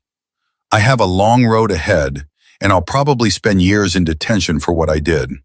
But I'm alive, and I'm getting better, and that's because you chose not to give up on me even when I had given up on myself. Thank you for seeing the human being beneath the threat. Thank you for being brave enough to try words before weapons. And thank you for stopping me before I could do something we'd both have to live with forever." Alexis set down the letter with hands that trembled slightly. She looked at her father, who had been watching her read with careful attention. "He's thanking me," she said, her voice catching, "for stopping him, for breaking his nose and tackling him, and possibly saving his life along with everyone else's." Barrett nodded slowly. "Complicated, isn't it? The line between hero and victim, between protector and person who causes harm even with good intentions. That's the weight I've been carrying for 20 years, Lexi. Every shot I took in service was necessary, was justified, was the right decision in that moment. But they were still human beings who stopped existing because of choices I made." He wheeled closer and took her hands in his. "I wanted to spare you this. I wanted you to have a normal life where you never had to make decisions like that. But you've inherited something from me, whether I wanted you to or not, the capacity to act under pressure, to make hard choices, to be the person who stands when others can't. Now you have to decide what to do with that inheritance. The question hung between them for a long moment. What did Alexis want to do with the skills she had developed, the capabilities she had revealed? She couldn't go back to being invisible. That door had closed forever. But she could choose what kind of visible she wanted to be. 2 weeks after the incident, when Jefferson High School finally reopened, Alexis walked through the main entrance and felt the weight of every eye in the building tracking her movement. Students parted in the hallways like water around a stone. Some stared with awe, others with what looked like fear, still others with complicated expressions that mixed gratitude and discomfort in equal measure. Sarah Kim approached her at lunch, sliding into the seat across from Alexis without asking permission. "Everyone's afraid to talk to you," Sarah said bluntly. "They think you're some kind of secret agent or superhero or something. Half the school is intimidated by you, and the other half is trying to figure out how to befriend someone famous." Alexis looked down at her lunch tray, which contained food she had no appetite for. "I'm the same person I was before." "No, you're not," Sarah said, but her tone was gentle rather than accusatory. "And that's okay. You did something extraordinary. You can't expect people to see you the same way after that." Over the following weeks, Alexis learned to navigate her new reality. She attended mandatory counseling sessions with Miss Jennifer Park, the school counselor who specialized in trauma response. The sessions were uncomfortable at first, forcing Alexis to articulate feelings she had spent years learning to suppress. But gradually she began to see their value.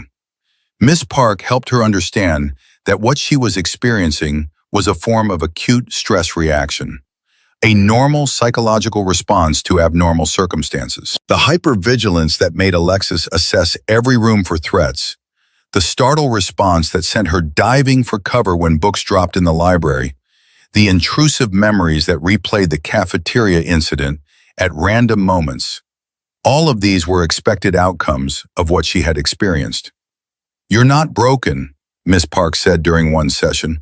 "You're processing combat-level stress at 17 years old. The fact that you're still functional, still attending school, still engaging with the world, that's remarkable resilience, Alexis." The nightmares came regularly now. Alexis would wake gasping, her heart racing, caught in dreams where Dylan's gun was pointing at Sarah, at Jake, at her father, at herself. Dreams where she threw the cafeteria tray and missed, where the situation ended in gunfire and blood and consequences she would carry forever. Her father understood these nightmares in a way no one else could. Sometimes she would find him awake at 3 a.m, sitting in his wheelchair in the living room, and they would sit together in the darkness, two people who had seen violence and been changed by it. 1 month after the incident, a woman in an Air Force uniform arrived at their apartment. Major Cassandra Wells was in her early 40s, with the kind of posture that suggested military discipline ran bone deep. She had served with Barrett in Afghanistan, his commanding officer during his final tour before the IED changed everything. "I came to see your daughter," Major Wells said to Barrett, then turned to Alexis. "I've been reading about what you did.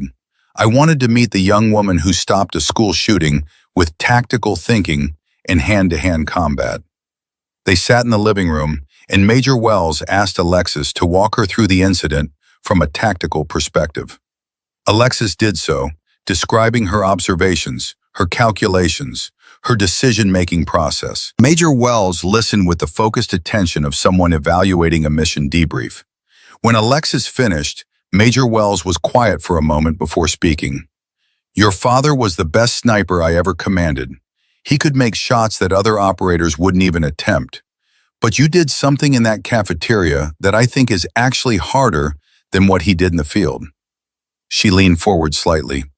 "Your father had the shot and took it. You had the capability to use lethal force. You could have grabbed Dylan's gun when he dropped it. You could have used more aggressive techniques when you disarmed him. But you chose not to. You preserved life even when it would have been easier and safer to end it. That's not just skill, Alexis. That's wisdom." Major Wells opened her briefcase and removed several documents. I'm here to offer you an appointment to West Point, full scholarship, specialized track in crisis response and tactical operations. We need leaders who understand violence, but prefer alternatives. People who can make decisions under pressure, but who value preserving life over taking it. The offer landed in the room like a physical weight. Alexis stared at the documents, her mind racing. West Point meant military service, meant committing to a path that would define her entire adult life. It meant embracing the skills she had developed rather than trying to distance herself from them. I don't know if I want to be a soldier, Alexis said quietly. I just wanted to survive high school. Major Wells smiled, but it was an understanding expression rather than dismissive. Warriors aren't defined by wanting war, Alexis. They're defined by their willingness to stand when others can't. The military needs people like you, people who understand force but don't default to it, who can lead in crisis without losing their humanity. She stood to leave, setting the documents on the coffee table. You have until April to decide. No pressure, but think about this. You've already proven you have the capability to make a difference in extreme situations.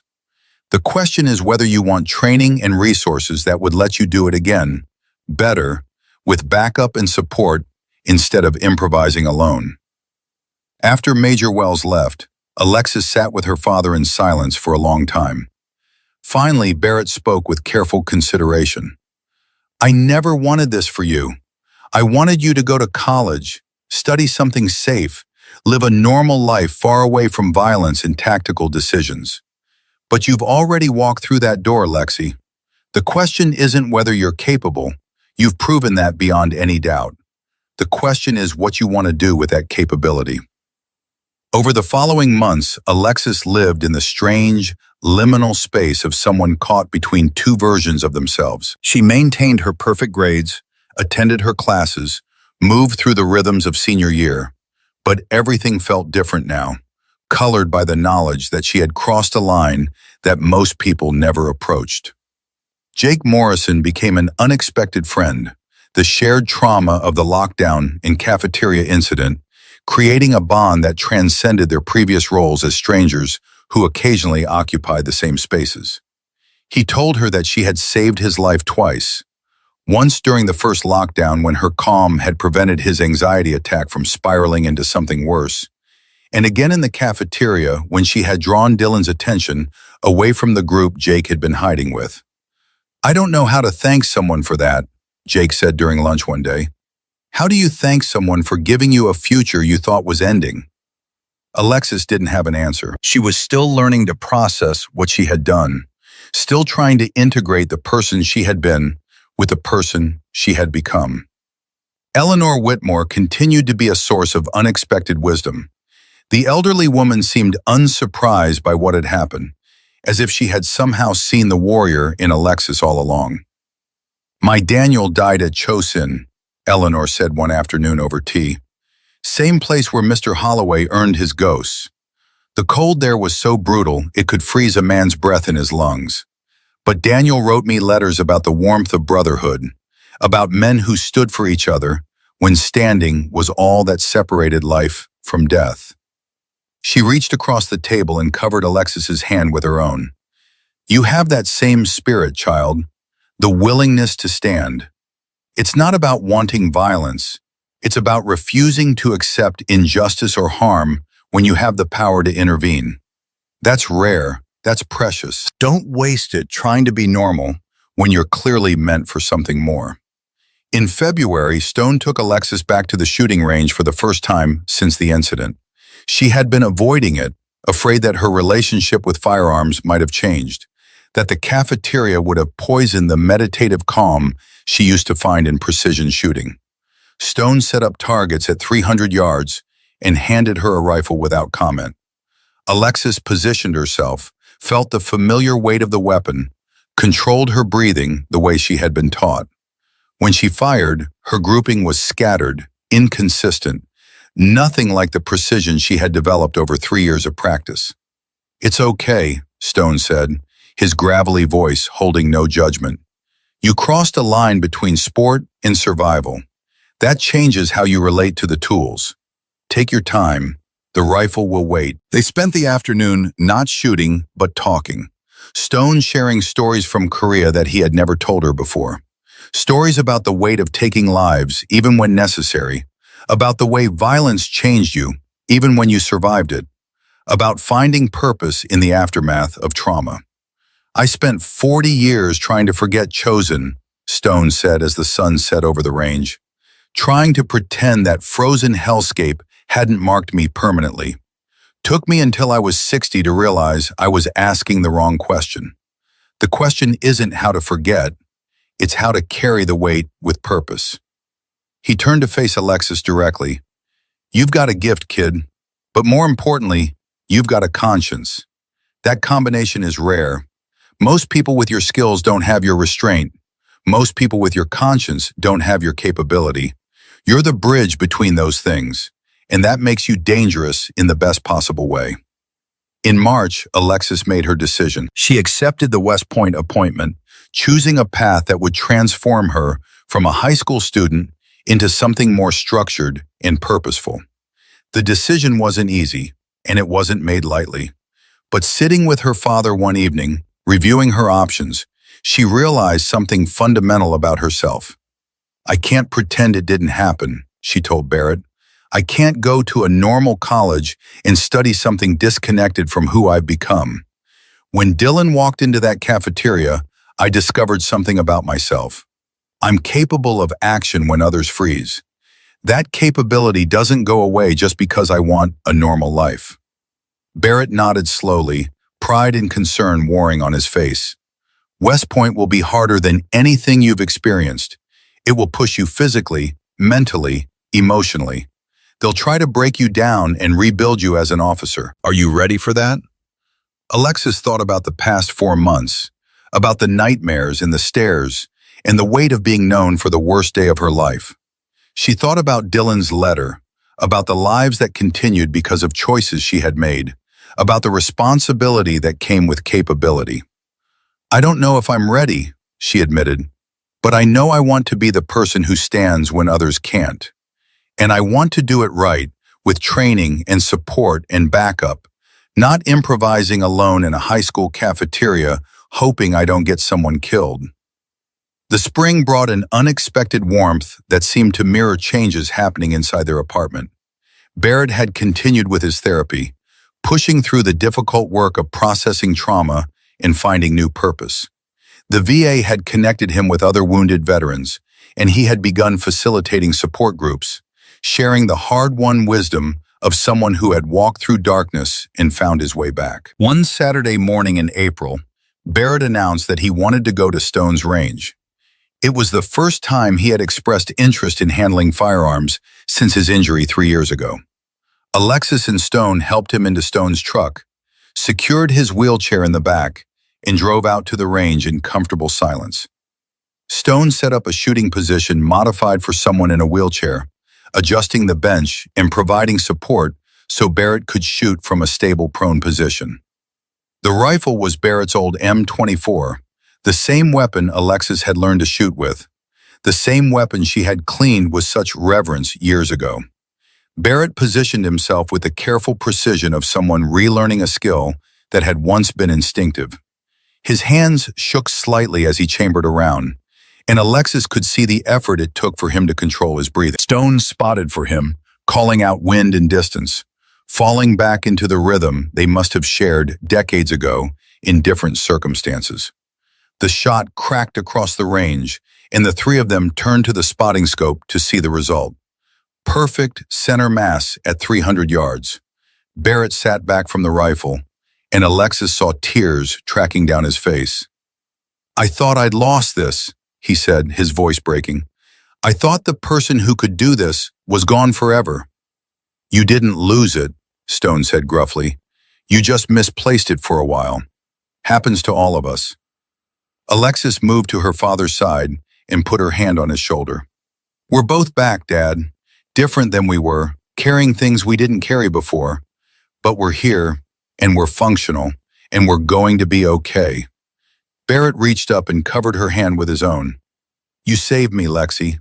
not just by working those jobs and paying those bills, but by showing me that the skills I gave you mattered, that the legacy I passed on was worth something. You gave me a reason to stop looking at that service pistol and start looking forward again. The day of high school graduation arrived with perfect June weather, all blue skies and gentle warmth.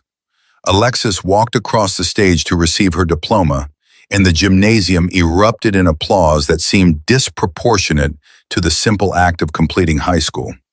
She understood that they were applauding something larger, the girl who had stopped a shooter, the student who had become a symbol, the quiet presence who had revealed herself to be extraordinary. Principal Hartwell shook her hand and leaned in to whisper, "You changed this school, Alexis. Not just that day, but every day since. You showed us what courage looks like when it matters most." That evening, Stone hosted a small celebration at his range.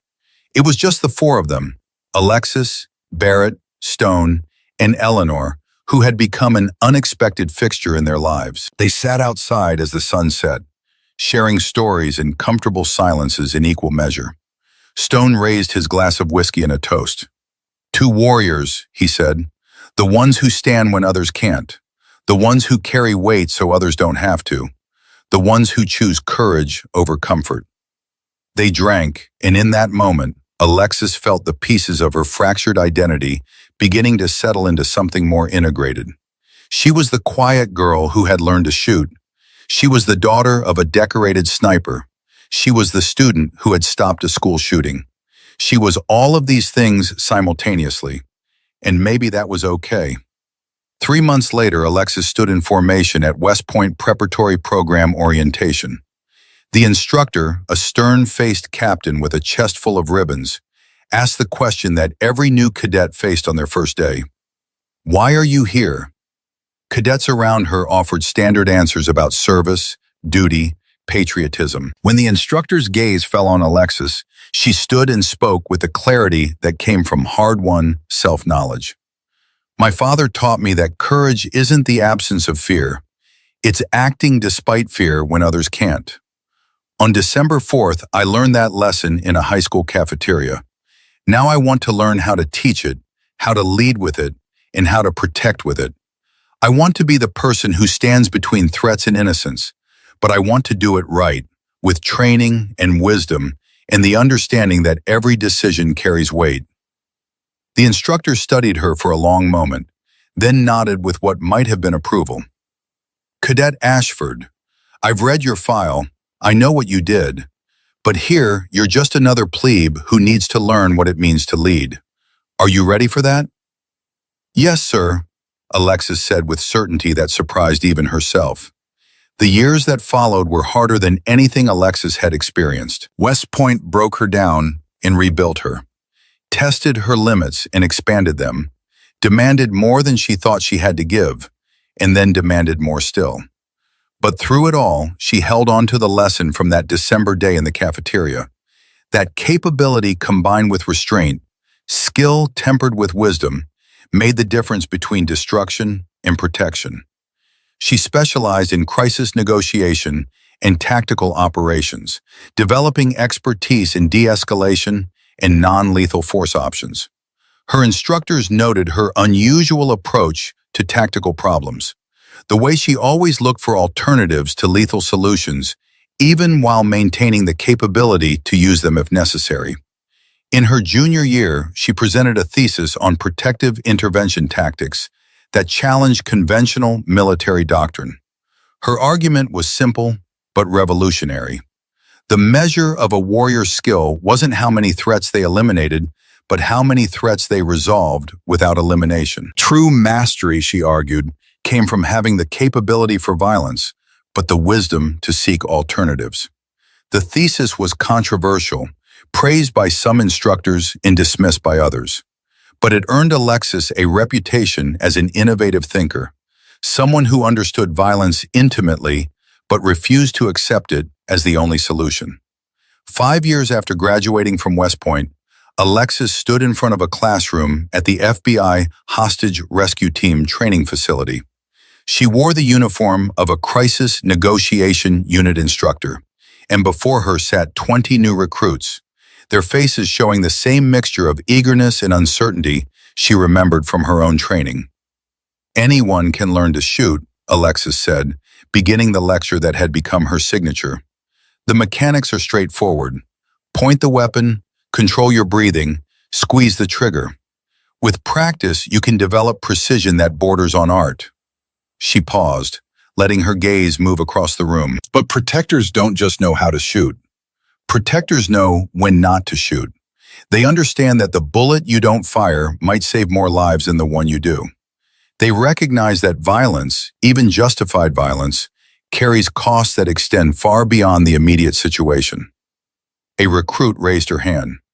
"But what about situations where there's no alternative? Where someone is about to kill innocent people and you have seconds to respond?"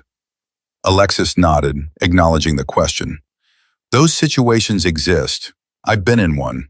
December 4th, when I was 17, I had to physically disarm an armed suspect in a high school cafeteria because words had failed and people were about to die. But even in that moment, I made choices about how much force to use, how to minimize harm, how to resolve the situation without deaths." She pulled up a photo on the screen behind her. Dylan Merrick, now 26 years old, standing outside a counseling center where he worked with at-risk youth. "This is the person I stopped that day. He's alive. He got treatment. He's now helping other young people who struggle with mental health and trauma. If I had used lethal force, which would have been justified, those future lives he's touching wouldn't exist." The classroom was silent, absorbing the implications of what she was saying. "I'm not naive," Alexis continued. "I know that sometimes lethal force is necessary. My father has 47 confirmed kills from his military service, every one of them justified, every one of them necessary to protect lives.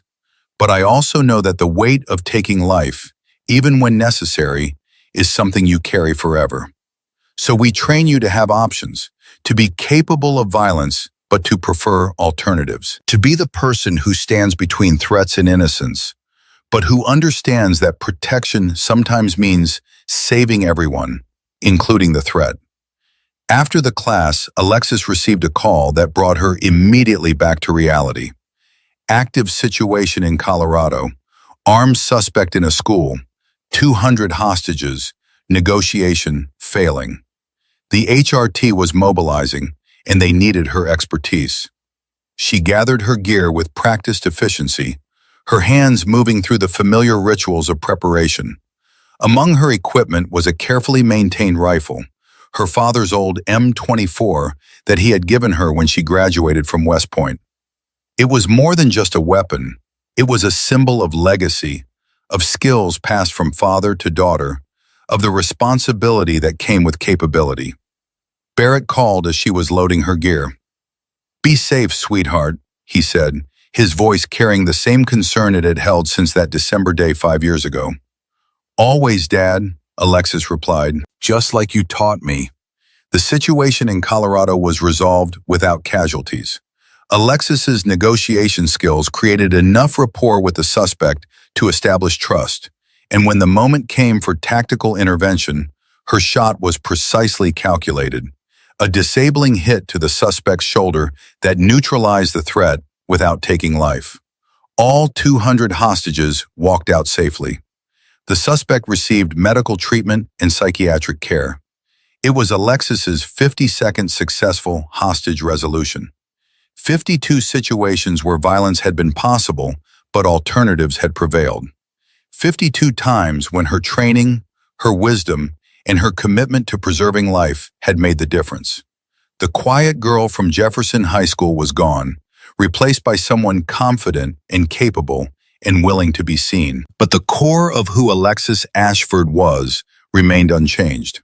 Someone who understood violence but preferred alternatives, who had the capability for force but the wisdom to seek other solutions, who stood when others couldn't, but who stood for life rather than against it. Back home in their apartment, which Barrett had transformed into a hub for veteran support services, father and daughter sat together reviewing the Colorado incident. Barrett listened with the focused attention of someone who understood the weight of tactical decisions, asking questions that helped Alexis process the experience. "You did good work," he said finally. "Better than good. You found a way to resolve an impossible situation with everyone walking away alive. That's not luck, Lexi. That's mastery."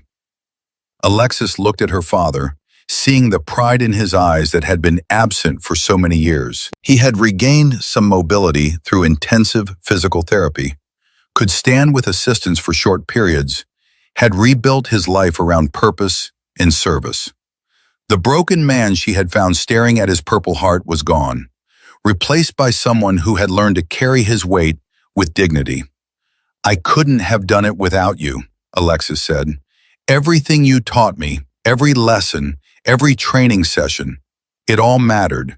Not just the technical skills, but the wisdom about when to use them and when to hold back." Barrett reached out and took her hand. "You took what I gave you and made it into something better. I taught you to be a warrior. You taught yourself to be a protector. There's a difference, and it matters." Later that evening, Stone called with news. A young woman had started training at his range, quiet and focused, with natural talent that reminded him of someone else he had once trained. He was wondering if Alexis might want to mentor her, pass on the lessons she had learned. Alexis agreed without hesitation. The cycle would continue, skills passed from generation to generation, wisdom earned through experience, the understanding that capability came with responsibility. Standing at the window of their apartment, looking out at the city lights, Alexis thought about the journey from that December morning 5 years ago to this moment. The invisible girl who had hidden her skills in shame had become someone who used those skills with purpose and pride. The scared teenager who had improvised alone in a cafeteria had become a trained professional who resolved crises with backup and resources. But more than that, she had become someone who understood that true strength wasn't measured in confirmed kills or perfect shots. It was measured in lives preserved, in situations resolved without violence, in the wisdom to know when force was necessary and when alternatives existed. Her phone buzzed with a text from Dylan.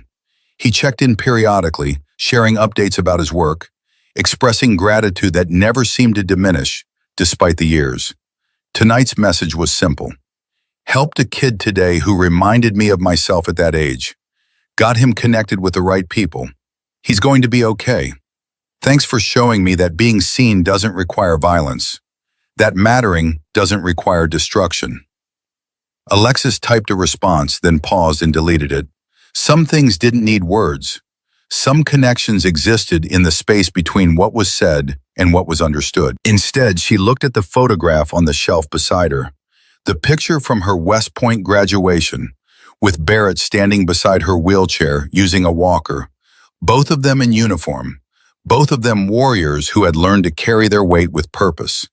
The quiet girl had found her voice, and it spoke for protection rather than destruction, for life rather than death, for wisdom rather than mere capability. And in that voice, Alexis Ashford had discovered not just who she was, but who she was meant to become. The journey from invisible to visible had been painful and transformative. But standing here now, with the knowledge of 52 lives saved and countless others touched through teaching and mentoring, Alexis understood that the journey had been worth every difficult step. She was exactly where she needed to be, doing exactly what she was meant to do. And that was enough.